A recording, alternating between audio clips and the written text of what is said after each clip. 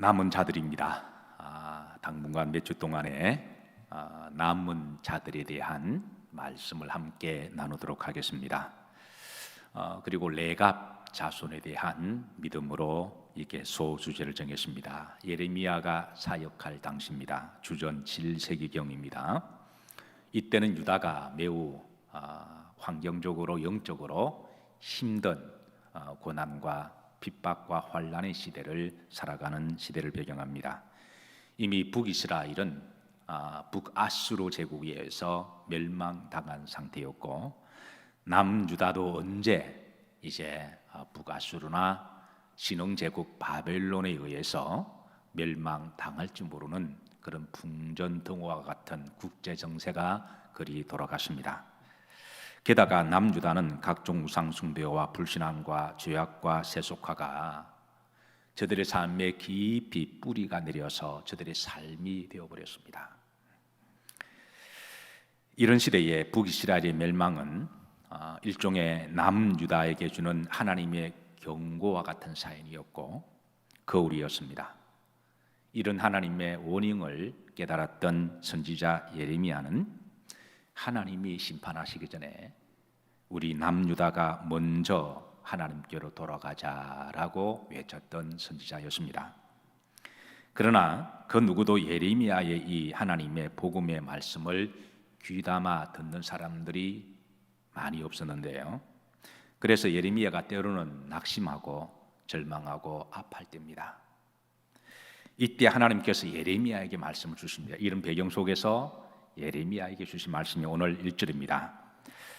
합독합니다. 유다의 요시야 왕의 아들 여호야김 때에 여호와께로부터 말씀이 예레미야에게 임하여 이르시되, 그러니까 이런 때에 예레미야가 말씀을 받았는데, 그런데 뜻밖의 말씀이었습니다. 참으로 뜻밖의 말씀이었는데요. 선지자 예레미야도 잘 알지 못하는 그 레갑 사람들을 찾아가서 그들에게 하나님의 말씀을 전하고 그들에게 일종의 테스트를 하라고 하는 뜻밖의 말씀이었습니다. 2절 보시면 너는 레갑 사람들의 집에 가서 그들에게 말하고 그들을 여호와의 집 한 방으로 데려다가 포도주를 마시게 하라 하시니라 그랬습니다.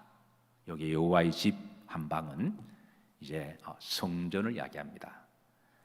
솔로몬 그 성전에 이제 그 쭉 옆으로 챔버들이 많이 있었는데, 이제 그 챔버들 방에는 이제 제사장들이 예배를 준비하는, 지금으로 말하면 모양실 같은 방도 있었고, 또 성물을 보관하는 방도 있었고, 그래서 또 기도의 방도 있었고, 여러 챔버들이 있는데, 그곳의 방에 가서 레갑 사람들에게 이제 포도주를 이렇게 그 마시라고 한번 권해보라고 하는 그런 말씀을 받았어요.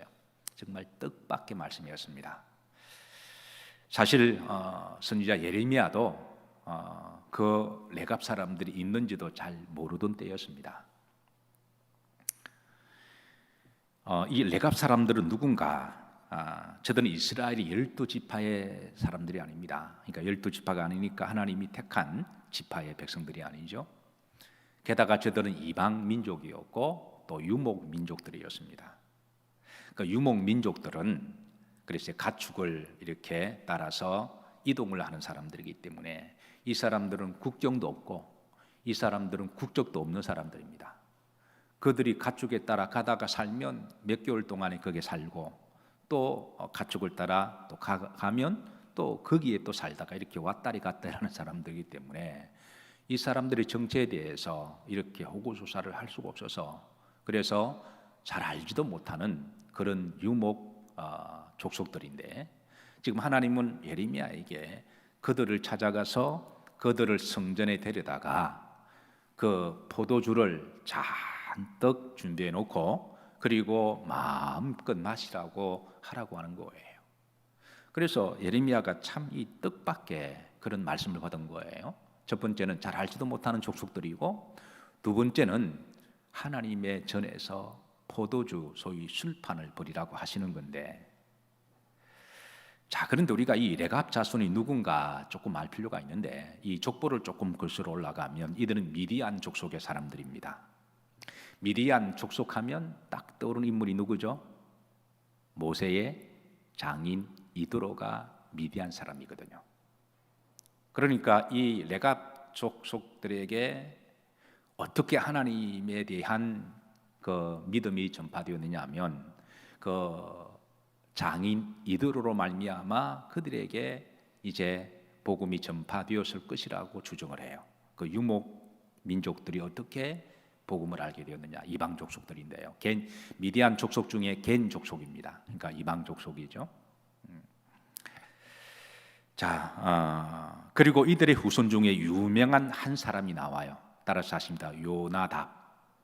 오늘 본문에 나오는 요나답이라고 하는 사람이 나오는데요. 이게 이제 발음상 또 여호나답이라고 같이 혼동해서 부르는데 이 같은 사람입니다. 요나답, 이 사람을 조금 잘 기억해 주시고요. 이 요나답은 누구냐 하면은 이 사람을 좀 알아야 됩니다. 그래야 오늘 이제 본문의 말씀이 풀어지는데요.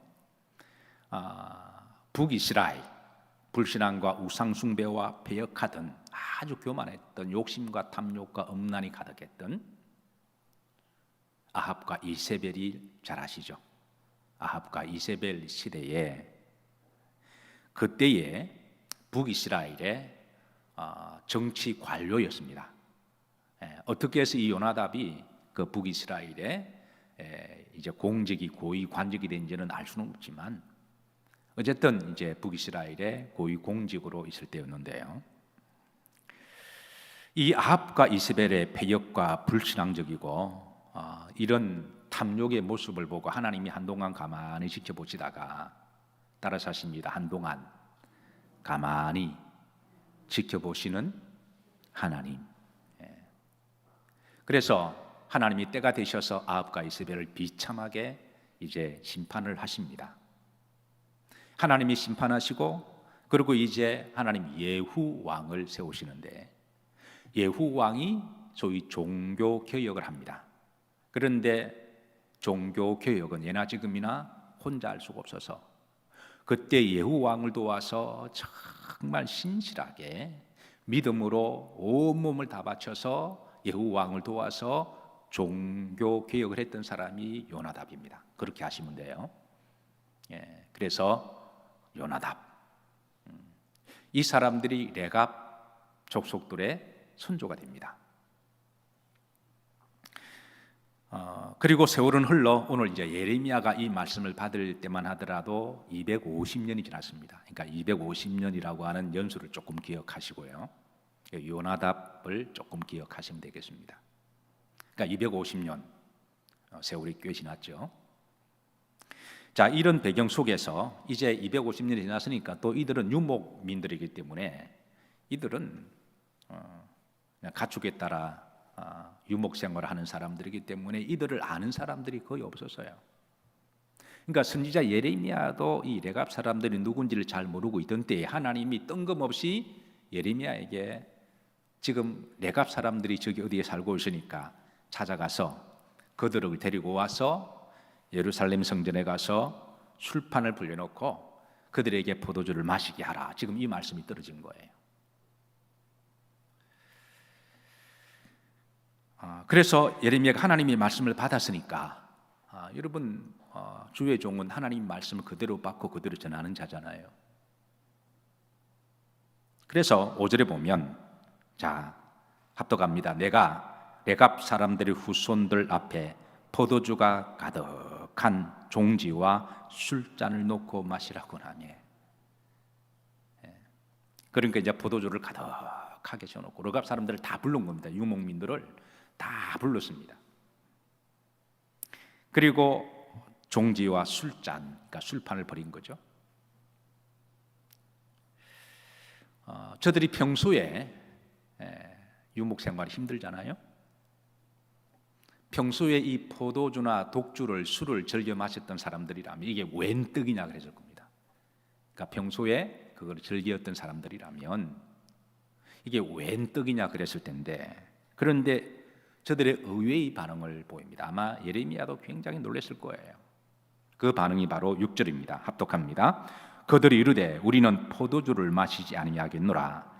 레갑의 아들 우리 선조 요나답이 우리에게 명령하여 이르기를 너희와 너희 자손은 영원히 포도주를 마시지 말며. 여러분, 우리가 성경에 포도주와 포도즙은 구분하셔야 됩니다. 포도즙은 괜찮아요. 포도즙은 바로 짜서 마시는 물의 대용이었고 또 음식이었고 또 하나님이 주신 양식이었기 때문에 포도즙은 괜찮습니다. 그러나 취하기 위해서 거기에다 독주를 넣거나 거기에서 오랜 세월을 거쳐서 술을 만들어서 먹을 때는 그것이 이제 그걸 발효시키는 동기가 먹고 취하기 위한 거니까 그거를 마시지 말라 그런 거죠. 그래서 포도주와 포도즙을 구분해야 되는데 이 포도즙을 야인이라는 말을 썼거든요.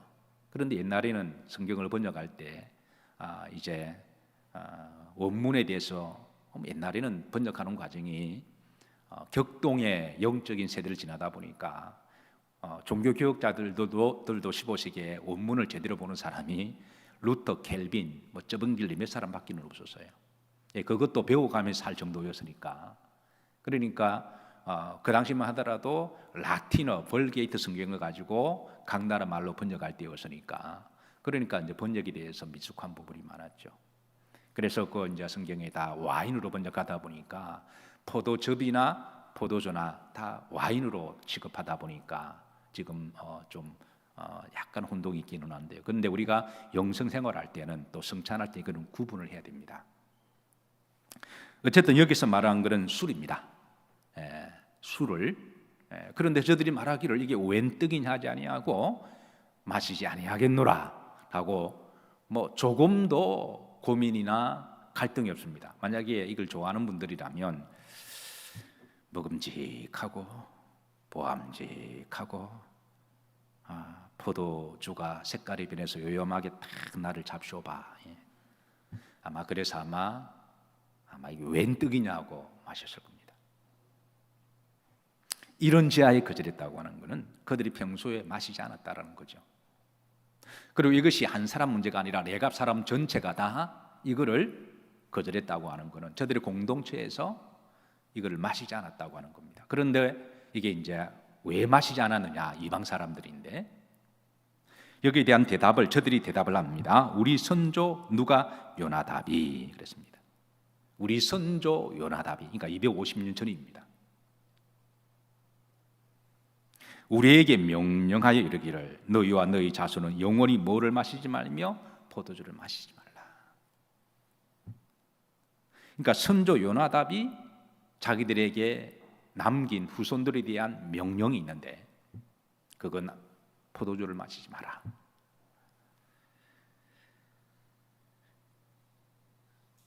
두 번째 명령은 7절입니다. 7절에 또 있습니다. 신앙적 명령은 하나 더 있는데요.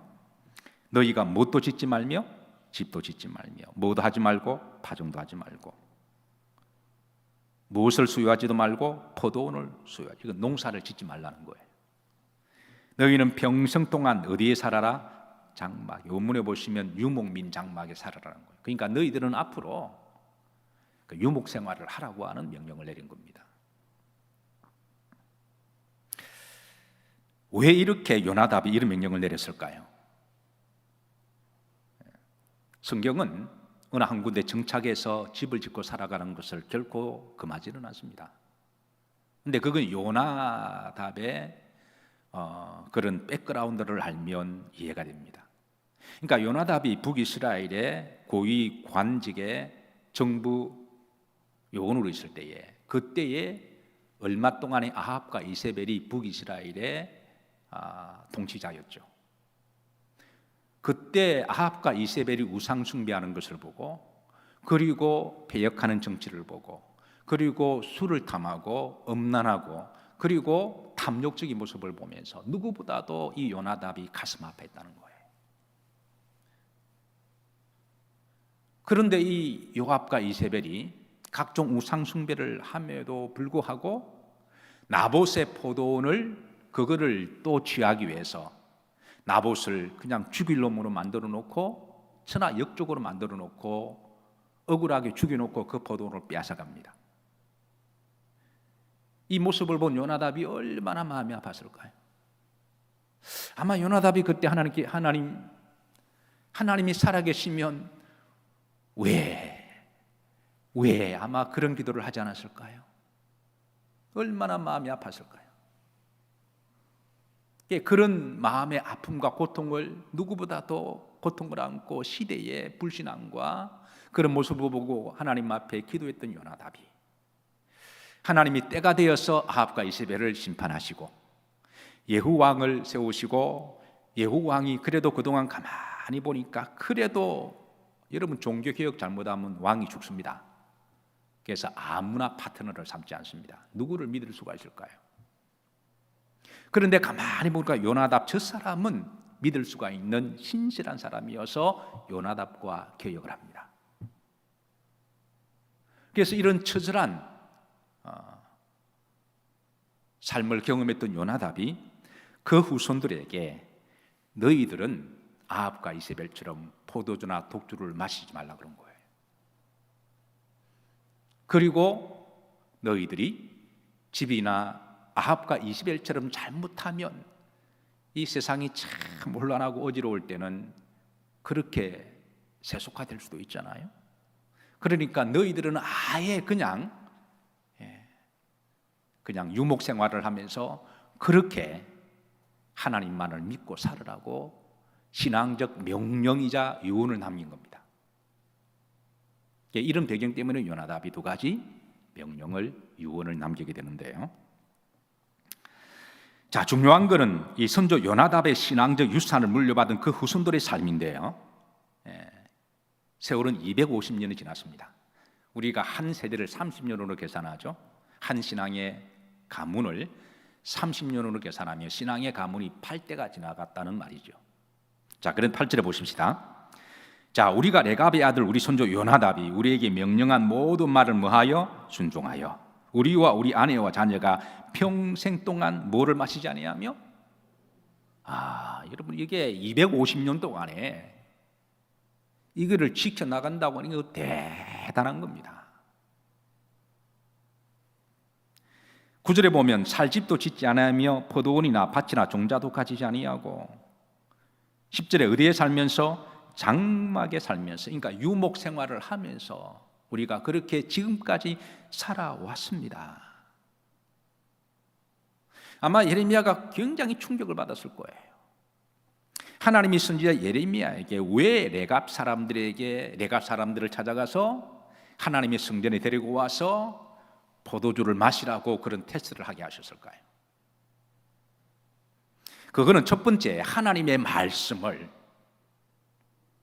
예나 지금처럼 생명처럼 지키는 이들이 있음을 보여주시는 겁니다. 흔히 예레미야를 눈물의 선지자라고 이야기해요. 예레미야 5장에 보면 예루살렘을 돌아다니면서 하나님이여 하나님을 두려워하고 하나님을 신실하게 믿는 사람 한 사람이라도 내가 찾으면 하나님 이 성을 사해 주옵소서라고 말할 정도로 예레미야는 남아있는 자들을 찾아다니던 사람이었는데, 근데 예레미야가 볼 때는 정말 남아있는 사람들이 있을까 그러면서 절망하고 있을 때였어요. 시절이 좋을 때는 다 예수님 잘 믿죠. 그런데 정말은 어려울 때잖아요.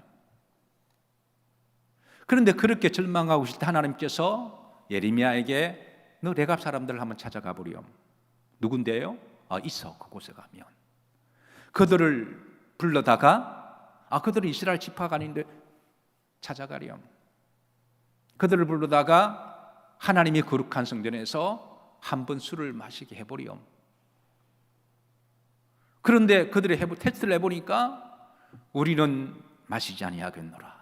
그러면서 그들이 요나답 이야기를 하는 거예요. 두 번째, 이 사건을 통해서 하나님이 남아있는 자들이 있음을 알게 하신 겁니다.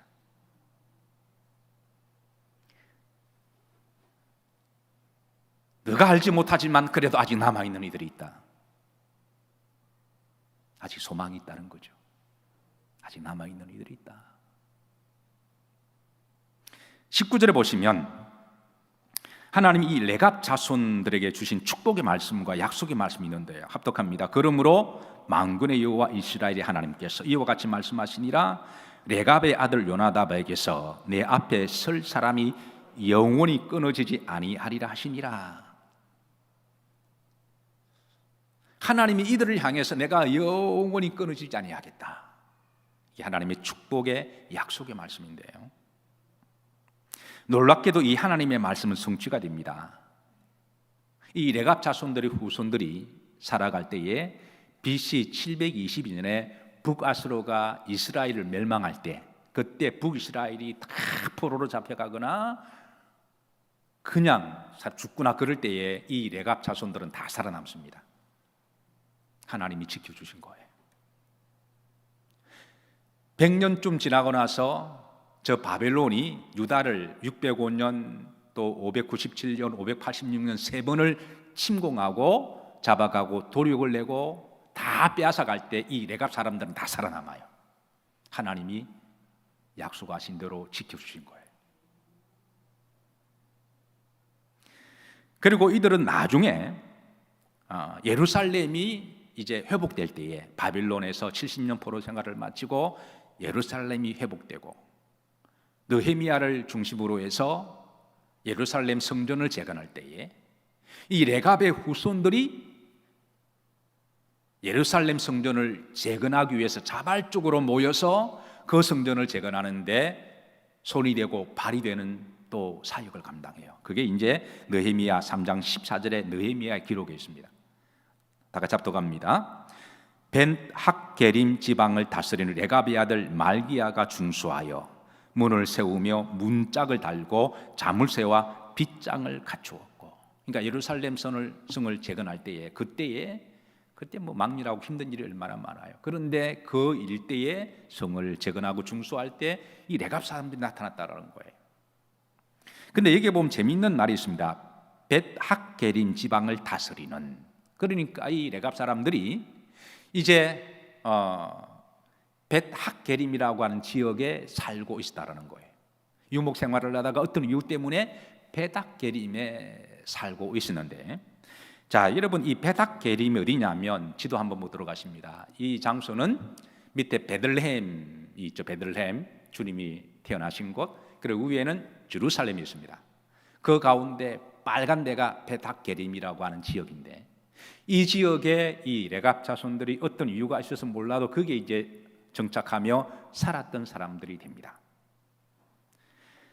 자, 누가복음 2장 14절에 보면 주님이 베들레헴에서 이 땅에 오셨을 때 하늘에 지극히 높은 곳에 하나님의 영광이요 땅에는 하나님이 기뻐하는 사람들의 이제 찬송위로다, 평화로다, 그 천사들의 노래가 있잖아요. 그런데 이때 누가복음 2장 18절 조금 더 지나고 나면 그때에 듣는 자가 다 목자들이 그들에게 말한 것을 놀랍게 여기되, 그때 천사들이 주님 오심을 노래할 때 그 근처에 있는 목자들이 그 천사들의 소리를 듣고 메시아가 오심을 사람들에게 알린 목자들이 누구냐는 거예요. 이 목자들이 벳학게림에 사는 바로 레갑의 후손들입니다. 자, 이 정도가 되면 다 아멘 하십시다. 하나님의 이 놀라운 역사가, 하나님의 이 놀라운 신앙의 축복이 이렇게 세밀한 가운데 하나님이 지키시고 보호하시고 남은 자들을 지켜주신다는 거예요. 다시 예레미야 35장 19절 후렴지를 보시면, 자, 레갑의 아들 요나답에게서 내 앞에 설 사람이 영원히 뭐하지 아니하리라, 끊어지지 아니하리라. 그러니까 하나님은 아무리 힘들어도 남아있는 자들, 여러분 한평생 포도주 안 마시는 게 쉬운 줄 아십니까?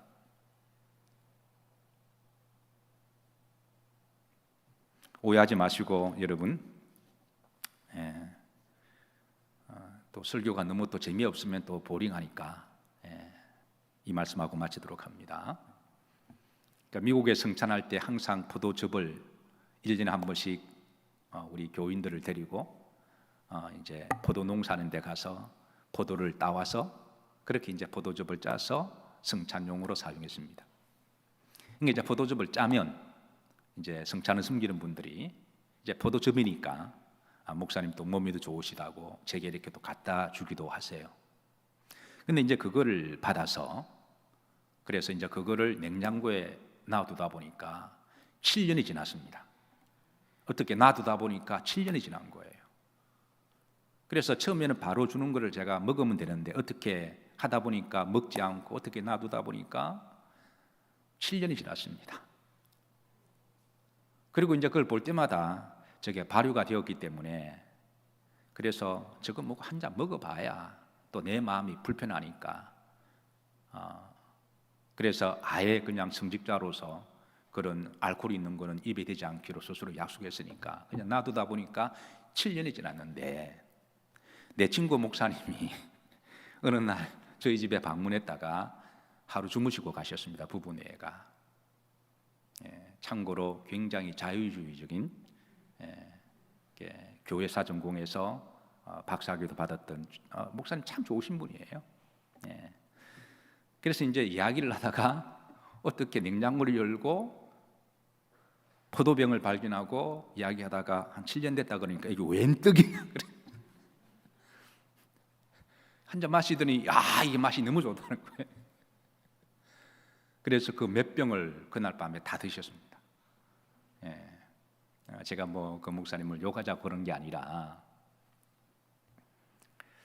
오늘 시대에 성직자라고도 하면서도 교회를 다닌다고 하면서도 우리 삶 속에 너무 세속화가 뿌리 내리지 않았나요?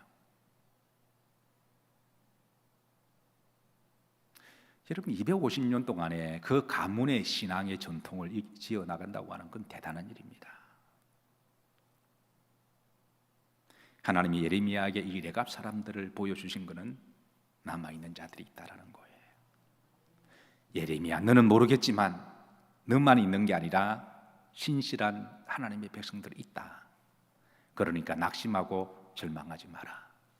저는 한국 교회에 남아있는 성도들이 많이 계신 줄로 믿습니다. 그리고 그 남아있는 성도들이 저는 우리 영일교회 성도들도 한 파이가 되기를 기도합니다. 어려운 시기지만 여러분 끝까지 잘 남아있으셔서 여러분뿐만 아니라 여러분의 자손들에게도 신앙을 전수하시고 여호와 앞에 영원히 있을 것은 영적으로 말하면 하나님 앞에서 칭찬받는 그런 자들이라고 하는 것이죠. 하나님이 끝까지 남아있는 자들을 지키시고 축복하실 줄로 믿으시기를 바라고 한 주도 믿음으로 승리하시기를 주의 이름으로 축복합니다.